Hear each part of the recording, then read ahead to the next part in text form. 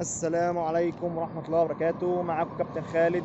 معانا النهارده باشمهندس معتز زي ما انتم شايفين في السيشن التاني ليه دلوقتي.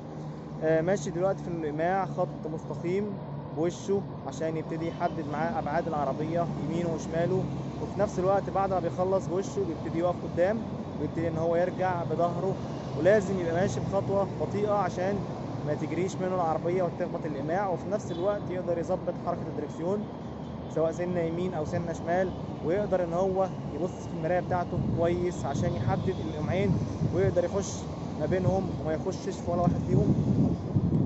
دايما ما شاء الله ما شاء الله ما شاء الله المهندسين بتبقى اسرع في الاستجابه، بيخلصوا اسرع من معدل الوقت المطلوب منهم.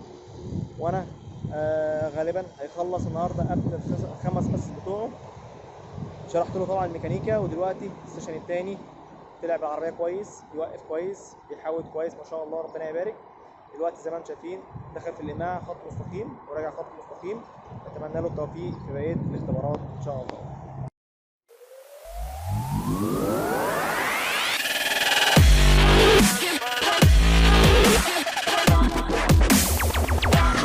السلام عليكم ورحمة الله وبركاته. معاكم كابتن خالد. معانا النهارده باشمهندس معتز زي ما انتم شايفين. خلصنا الطريق خط مستقيم ورجعناه بظهرنا، ودلوقتي دخلنا لمرحلة الحرف يو. ده عشان ادربه لو عنده امتحان حرف يو او حابب يطلع الرخصة، او لو عنده ملفات بعد كده في الطريق السريع بره يعرف ان هو يلفها بدون ما يدي العربية ازيد من اللفة بتاعتها او اقل، ويبدأ يبقى ظابط الحركة بتاعت الدركسيون، وفي نفس الوقت بيقدر يبص النمريات كويس جدا، بيقدر يتعامل مع البنزين والفرامل والدبرياج بكل سلاسة. زي ما انتم شايفين ما شاء الله باشمهندس معتز مركز جدا على القمع اللي على اليمين دوت لحد ما يظهر معاه في المرايه، لان هو يبتدي يعدل الدركسيون عليه ويخش خط مستقيم. ما شاء الله عليه مستواه ممتاز جدا جدا جدا. ده بالنسبه لنا اخر السيشن الثاني، وهنبتدي نخش في السيشن الثالث ان شاء الله ونخش بقيه التحديات. اتمنى ليه التوفيق والنجاح ان شاء الله.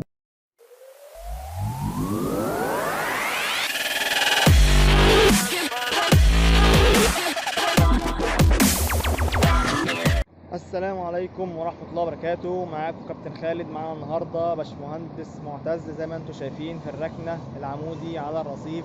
ما شاء الله عليه مستواه ممتاز، من أول مرة بيعرف إن هو يلقط الحاجة مني، من أول معلومة بقولها له وبعملها له مرة عملي قدامه يبدأ إن هو يجرب ويبدأ إن هو يعملها بنفسه في أسرع وقت ممكن. ما شاء الله عليه مستواه ممتاز، بيقدر إن هو يحافظ على أبعاد العربية بين الإيماع، وفي نفس الوقت بيبص مع زاوية دركسيون مع المرايات، بيقدر يحافظ على البنزين والدبرياج والفرامل. فبالتالي العربية تحت ايده سهلة جدا، علشان هو اللي بيتحكم فيها، مش العربية اللي بسرعتها وجريها هي اللي بتتحكم فيه. زي ما انتم شايفين مركز جدا في المراية اليمين بالنسبة له عشان يقدر يشوف القمع اللي ورا. مجرد ما بيشوفه بيبتدي ان هو يعدل ويخش خط مستقيم. طبعا هو بالنسبه له لقاها ضيقه فممكن يقدم قدام شويه وبعدين يبتدي يخش عشان تيجي معاه مستقيمه.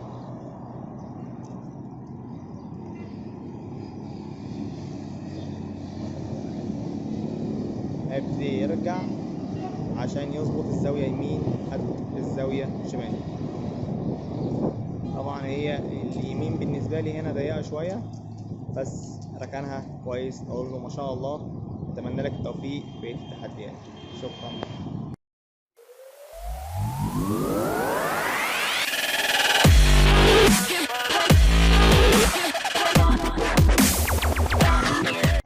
السلام عليكم ورحمه الله وبركاته. معاكم كابتن خالد. معانا النهارده باشمهندس معتز السيشن الثالث. زي ما انتم شايفين دخلنا في الركنات، الركنه الموازي على الرصيف. ما شاء الله عليه مستواه ممتاز، من اول مره بيجيبها على طول. طبعا عشان هو عنده تعلم اسرع وعنده اللي هو حب استطلاع، وفي نفس الوقت بيستقبل معلومه بسرعه. بقول له على حركه بعملها له مره عملي، وفي نفس الوقت هو بينفذ ما شاء الله عليه، مستوى ممتاز جدا جدا جدا. نتمنى له التوفيق في بقيه التحديات.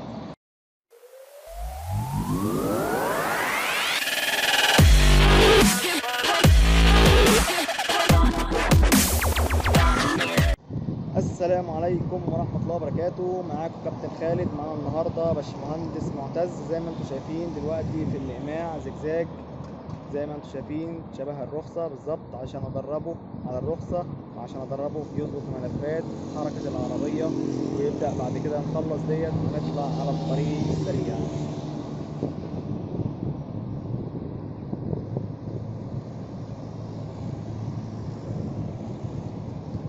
عبد اهو وشه خط مستقيم، لازم طبعا هو راجع يظبط مع المراية شماله على الأمة.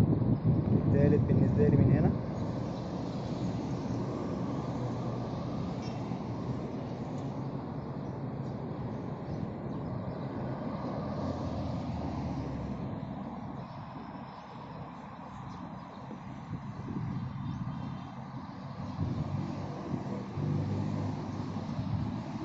طبعا الزاوية مفتوحة جدا جدا جدا.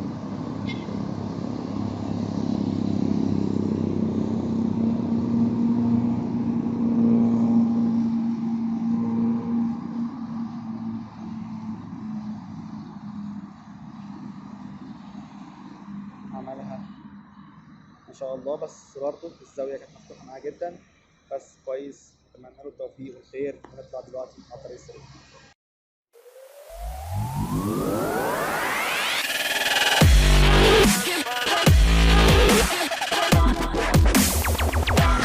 السلام عليكم ورحمة الله وبركاته. معاكم كابتن خالد. معانا النهاردة باشمهندس معتز. دلوقتي طالعين في المطلعان، لازم اتأكد ان هو بتطلع منه العربية بدون ما تقف، بدون ما ترجع لورا. يلا يا هندسة ورينا. دلوقتي هو شدد هاند بريك عشان ما ترجعش منه لورا. مفروض مجرد ما ينزل هاند بريك العربية تطلع منه لقدام، زي ما احنا شايفين اهو طلعت بيه لقدام. نقف ونعيدها تاني هندسة معلش.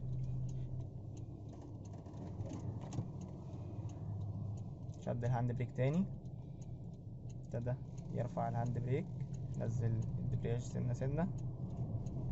مجرد ما بينزل هاند بريك العربية بتطلع لقدام، ما بترجعش لورا. كده احنا خلاص اتأكدنا ان هي العربية مش هتطلع منه لورا ولا تقف بيه وهو طالع الكوبري. اتمنى له التوفيق وكل خير ان شاء الله.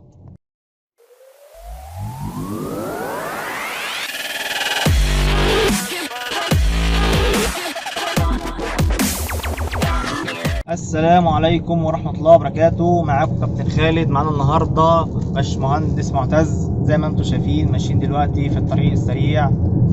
دلوقتي احنا يعتبر خلاص خلصنا، واحنا يعتبر مروحين على بيته. ما شاء الله عليه، مستوى ممتاز. الحمد لله اللي هو قدر يستفاد مننا، وقدر ان هو نشيل منه الرهبة، نشيل منه الخوف، نقدر نخليه يعرف يتحكم كويس في الدركسيون، في البنزين، في الفرامل، في الدبرياج. نظرته مع المراية اختلفت طبعا، مش هقدر انا اقول لكم عنه اكتر من كده. هو يحكي بنفسه، هو حابب يتكلم يقول الريفيو بتاعه. اتفضل يا هندسه. السلام عليكم. والله الحمد لله الواحد يعني رهبته من موضوع السواقه خلاص راحت بفضل ربنا وفضل كابتن خالد. والله فضل معايا يعني تعب معايا بجد. ربنا يعين الرب علينا. الله يكرمك. والحمد لله خلاص يعني تمام، يعني فاضلش بس شويه تمرين بس وخلاص يعني. شايف نفسك بقت احسن من اول مره لاخر مره؟ اكيد طبعا اكيد. الرهبه اتشالت من عندك؟ اكيد طبعا. يعني انا بتكلم اهو وانا ماشي، كنت في الاول ببقى ساكت خالص. تمام. الحمد لله انا عندي صبر وقدرت ان انا اديك كل المعلومات اللي عندي حتى واحنا صايمين. طبعا الحمد لله. تمام الحمد لله. دلوقتي زي ما انتم ماشيين اهو شايفين، دلوقتي داخلين على النفق بتاع الملك الصالح. ماشيين ما شاء الله كويس جدا، بيدي غيراته بنفسه من غير ما انا اقول له هات الاول او الثاني او الثالث. عرفنا ان احنا نتفادى المطلعنات مطبات، عرفنا ان احنا نطلع من العربيه من غير ما تقف مننا ولا تبطل ولا تطلع مره واحده. اتمنى له التوفيق والخير، وان شاء الله نشوف عربيه في اسرع وقت ونشوفه معانا على الطريق. السلام عليكم.